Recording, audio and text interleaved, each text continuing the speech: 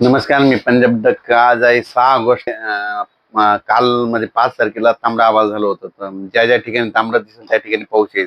तर सांगायचं झालं तर सगळीकडे पाऊस सुरू झाला. म्हणजे तो पाऊस सांगायचं झालं तर सांगलीकडं, साताऱ्याकडं, कोल्हापूरकडं, सोलापूर जिल्हा, त्याच्यानंतर बीड जिल्ह्यात पडला, त्याच्यानंतर लातूर जिल्ह्यात देखील झाला, धाराशिवकडे झाला, नांदेडकडे देखील झाला.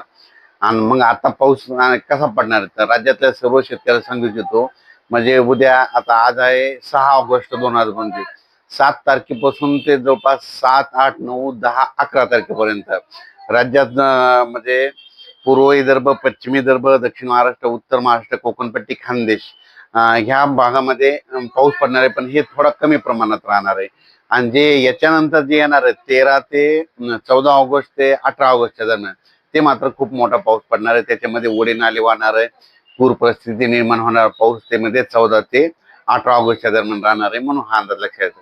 पण राज्यात सांगायचं झालं तर आज आहे 6 ऑगस्टला, म्हणजे सांगायचं झालं तर यवतमाळ जिल्हा, हिंगोली जिल्हा, त्याच्यानंतर वाशिम जिल्हा, त्याच्यानंतर इकडं अकोला जिल्हा, त्याच्यानंतर परभणी जिल्हा, त्याच्यानंतर जालना जिल्हा, संभाजीनगर, त्याच्यानंतर लातूर, धाराशिव, बीड, नांदेड, इकडं अहिल्यानगरचा काही भाग, सातारा, सांगली, सोलापूर, हा 6 तारखेला रात्रीपर्यंत बऱ्याच ठिकाणी पाऊस येणार आहे, म्हणून हा अंदाज लक्षात येतो.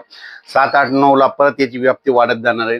पण या पावसामध्ये काय होणार आहे, विजेचं प्रमाण असणार आहे, वारं देखील जोरात सुटणार आहे, विजेचे रात्री त्याला विजेच्या कडकडासह पाऊस असणार आहे, म्हणून हा अंदाज लक्षात घ्यायचा.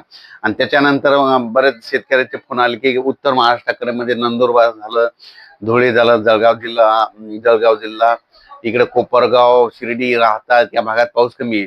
तर त्या शेतकऱ्याला सांगू इच्छितो की तुमच्याकडे 8, 9, 10, 11च्या दरम्यान तुमच्या तिकडे देखील पाऊस येईल आणि तुमच्या पिकाला जीवदान ठरणार आहे. पण तुमच्यामध्ये नंदुरबार, धुळे, जळगाव, इकडे शिर्डी, कोपरगाव, नाशिक या एरियामध्ये सांगायचं झालं तर म्हणजे हे पाऊस जवळपास 14 ऑगस्ट ते 18 ऑगस्ट मात्र मुसळधार पडणार आहे, म्हणून हे लक्षात. हे मात्र आता जे उद्याचा पडणार आहे, समजा 7, 8, 9, 10, 11चा, हे फक्त तुम्हाला पिकाला शेतातून पाणी बाहेर निघेल, पिकाला जीवदान ठरणारा पाऊस पडणार आहे, म्हणून हा अंदाज लक्षात येतात. आणि कोकणातला पाऊस कायम राहणार आहे, म्हणून हे देखील लक्षात घ्यायचं. तसेच अहिल्यानगर भागातल्या शेतकऱ्यांचे फोन आले जिल्ह्यातल्या.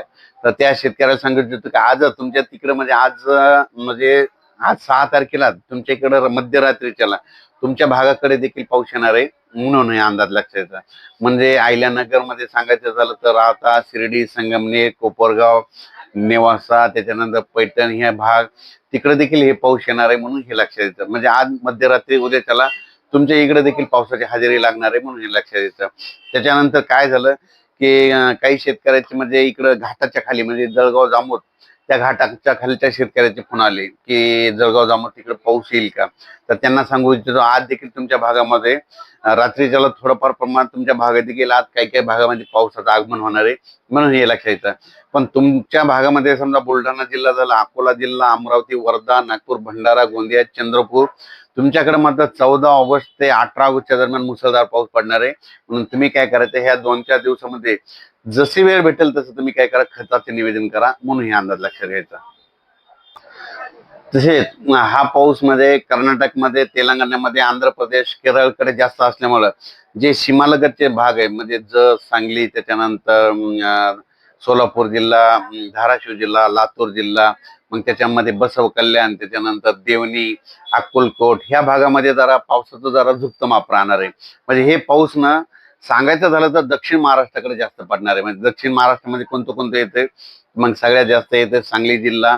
महाराष्ट्राच्या दक्षिण भागाकडे हे पाऊस जास्त पडणार आहे. म्हणजे दक्षिण महाराष्ट्र, दक्षिण भाग म्हणजे मग सांगली जिल्हा झालं, त्याच्यानंतर अहिल्यानगर, दोनचा ते परिसर, कडाष्टी, बीड जिल्हा, त्याच्यानंतर धाराशिव, त्याच्यानंतर लातूर जिल्हा, परभणी जिल्हा, नांदेड जिल्हा, जालना जिल्हा, संभाजीनगर, हिंगोली, वाशिम, नांदेड ह्या पट्ट्यामध्ये जरा ह्या 4 दिवसाचा पाऊस मात्र खूप पडणार आहे. म्हणजे जोराचा पाऊस पडणार आहे, शेतातून नेमकं पाणी बाहेर निघणार आहे, असा पाऊस पडणार आहे, म्हणून हे अंदाज लक्षात घ्यायचा.